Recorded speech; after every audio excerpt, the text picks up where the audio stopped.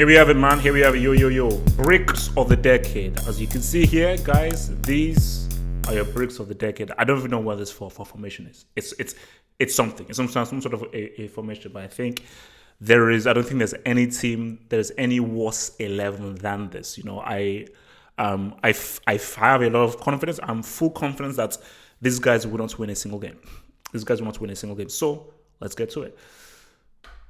One of the worst goalkeepers I've ever seen in my life, who dropped the worst goalkeeping performance I've ever seen in my entire life in the 2018 CL final. Karras is garbage. He's horrible. He's crap. He's terrible. He's a disgrace. And I just believe that in this team, any shots towards him is going to be a goal. So I'm going in here with a back three. Obviously with the two wing backs, but this here is a back three. Mustafi started off well. But I think it was after the Euro 2012, he just became garbage. I don't know whether it was after Euro 2012 or was it after Euro 2016. Maybe after Euro 2016, he was in the squad for that. And this dude just became garbage and just calamitous. You know, he would just be making mistake after mistake after mistake. So Mustafi has to be in there, you know, and the guy is a horrible defender. David Luiz isn't a defender. That's the thing. David Luiz should actually be in this position. This is where David Luiz should be. And if he was retrained and put in this position, and I don't know why managers don't actually wise up to this, he'd actually be very good. He'd actually be really good. But he is a defender. And as a defender, he's garbage. He's crap. He is just plain bad. And with him and Mustafi, take a pick. Like Luiz will have like one good game out of 10. And John Stones is a poor, starving, destitute, side chick, good for nothing, loserish version of Beckenbauer. Because he feels he's Beckenbauer. Because he's actually a pretty good footballer. Stones is a pretty good footballer. But he just needs to learn how to actually defend, because at the end of the day, what it says on your sheet is that you're a defender. Beckenbauer knew that he could pass the ball, he could spray the ball forward, he had beautiful grace on the ball, but Beckenbauer knew that my first port of call and my priority is to know how to defend, how to position myself, how to mark a man, how to tackle, all that stuff. Stones just doesn't know how to do that, and I just think he's a pretty damn crap defender. It was between him and Otamendi, but I felt that I've seen more better games from Otamendi than John Stones. So, hey, look, this is come on, man. Come on. I mean, this is my homie, you know, your boy Alonso. Horrible. You know, that's why he's got a PhD at the Brick Academy. So, yeah, for Alonso, just horrible player. Fully deserves his position. And for Ashley Young, I don't think I can't remember last time that he put a cross into the box. He's just a terrible football player. And it is quite insane, and maybe it says a lot about Manchester United that he's the captain of that club. How your captain can be one of the worst bricks in the world is insane. Then you've got your boy Xhaka. Now people say this is a bit harsh, but I don't think it is, you know, because you see, the funny thing is that this is actually the right position that Xhaka should be playing in. As a DM, limited midfielder, where you're not required to really control the game. But for Arsenal, he has been forced into this role of him controlling the game, and he's pretty much crap at that. And I just think that's the reason why he deserves to be here in this position is he just gets lost in the midfield. I just think his lack of technical skill, lack of ability to pick a pass, and also he's very left-footed as well. So he's very limited in the kinds of passes that he makes. So it's quite easy to read what he's going to do with the ball, hence why he just gets completely and totally lost at sea whenever he's in the midfield position. I had to put Ozil in here. And look, the decade started well for Ozil. Like at a time, 2011, 2012, Ozil was perhaps the best playmaker in the world, you know. But he has been so abject for the past few years. He's been so crap, so horrible, that he makes this team. And that just tells just how bad he's been. That to be so bad, because put it like this, for such a short period of time, you must have been horrible to make this team. Because really, he's in this team for about 2-3 years of just horrible play. But it's been so bad that I can't think of any more worse midfielders or more useless midfielders than him. And I always say in each game, what the hell is Ozil doing? And there are times where I'll be watching a match and I'm like, wait a minute. So why is Ozil on the bench? And I will look and be like, nah.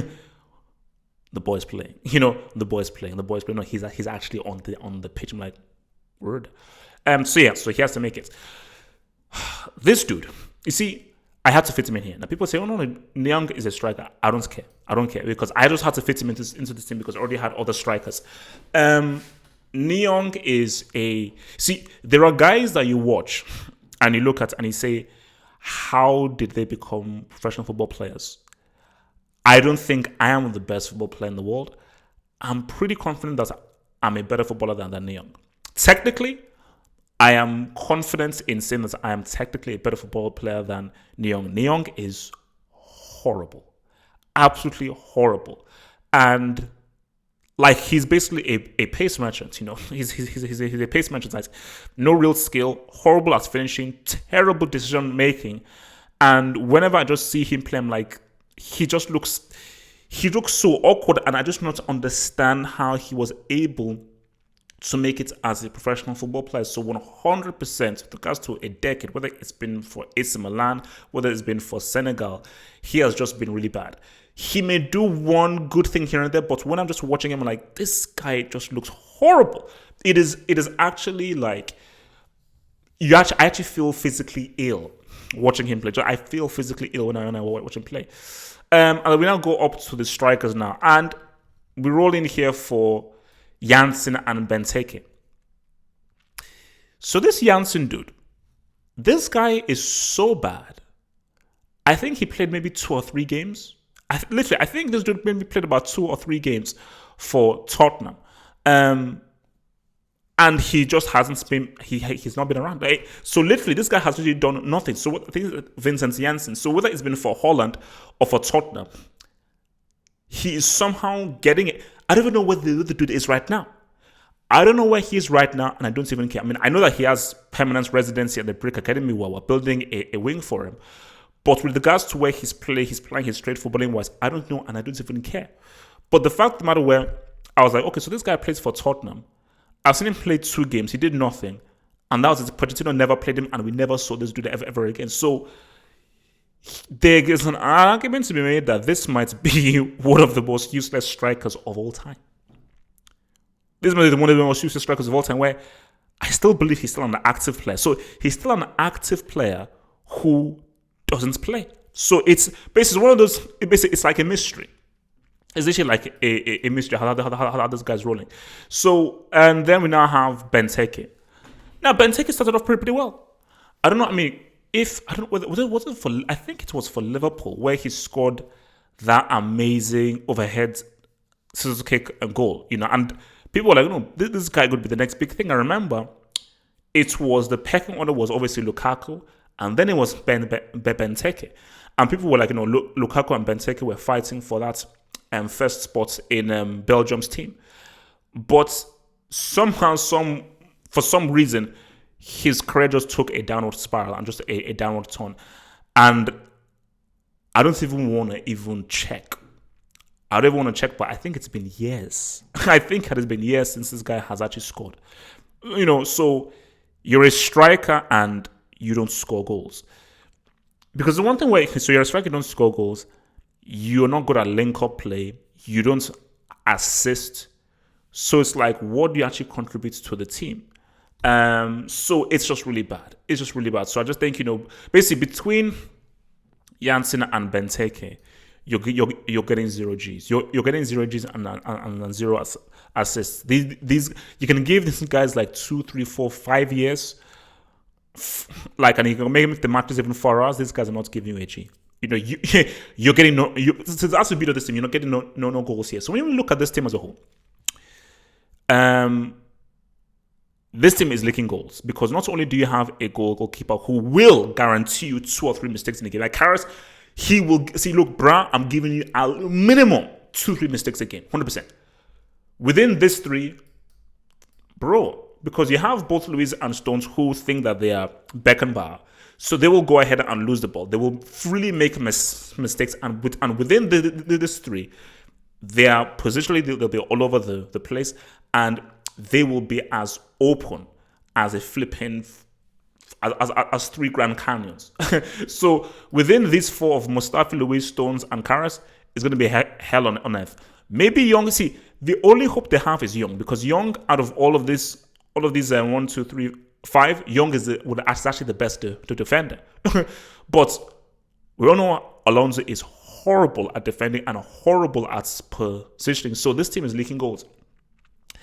In this midfield, first off, these guys ain't going to keep possession of the ball. That ain't happening. They're not keeping possession of the ball. Because first of all, Ozil, he's going to hide. It's going to become Casper the Ghost. Nyong is technically a brick. Technically a superior brick. And in Xhaka, we know that he's maybe decent at thugging it out in the DM role, but as far as being a central midfielder controlling the play, he's horrendous. Also, so first of all, within Janssen and Benteke, they're not going to get any creativity, because for Ozil only thrives around really good players. But if you're giving Ozil this situation where you have crap players, Janssen and Benteke ain't getting nothing. He ain't getting nothing from Nyong because he can't create. He ain't getting nothing from Ozil because he will hide away. Xhaka, we know that can't create and is also another technical brick. Even if you had Alonso, who was able to get forward and give the ball to Janssen and Benteke, they ain't scoring. So even if this ball was given to them on a play, let's say they were in here and it was a flipping open goal and everything, they still won't score. So you're not getting any goals in this team. You're not getting any chances created in this team. You're not gonna keep possession of the ball in this team. They're gonna play horrible football that has nothing. This team has zero chemistry, and this team are gonna be leaking goals upon goals upon goals. So guys, I present to you the Brick 11 of the decade. Become a Football Hut member and gain access to cool emojis on the live streams and get access to new YouTube content by clicking the join button here. And to view that new content, head over to the YouTube channel homepage and click on the community tab over here.